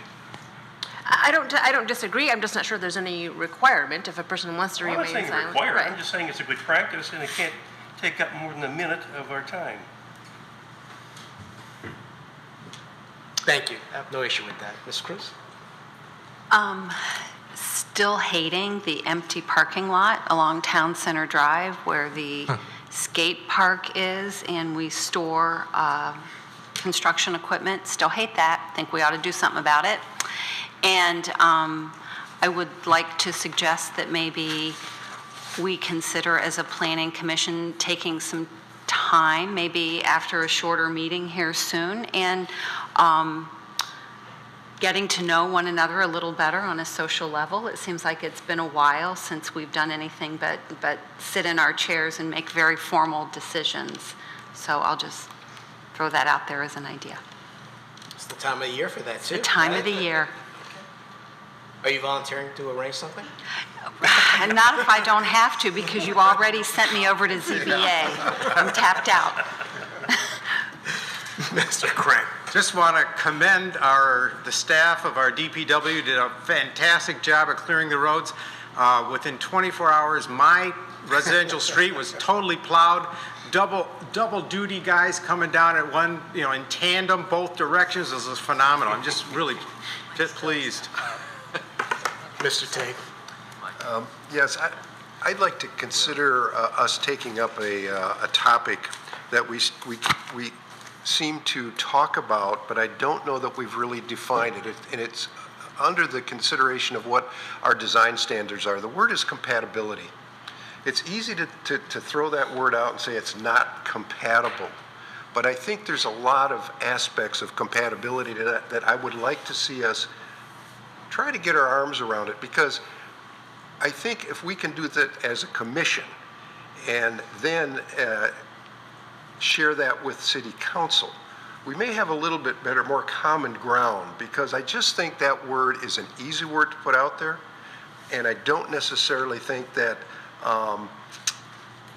It's very subjective. It really is. And so I guess I've mentioned it to Brent, and I would just like to consider that maybe after a shorter meeting sometime to throw that out there. And I don't know if you guys could, I'd be happy to sit and maybe put some thoughts together on that so that we can just try to, as a group, to see what are the attributes of compatibility that we should be considering when we say it is or it isn't compatible, a project is or isn't compatible. Yeah, I think that's good input. So there's a couple projects that we've been kind of waiting for things to slow down so we can address some of these things. Mr. Hudson and I have been going back and forth. He suggested that it's time we had kind of an update on the relationship between the master plan and the zoning ordinance and do a 20 minutes on that, and I agree. Our problem, and it's a good problem, is our project board is really full, and we're trying to process applications, and we got the holiday season coming up, and not an excuse but a reason, but I'll put both those on my list because I think they're both really important. Thank you. So I would ask John, when you talk about compatibility, for me, if you wove in design concepts, good design, because it's not a natural thing for me in my background to look at, but when you articulate it in a meeting like this, it's very helpful. So to understand that better would be helpful to me. Thanks. Mr. Frank? Nothing from me, thank you. Sabina? Mr. Carlisle? Ms. Arnicki? Thank you. Nothing from me. We are adjourned.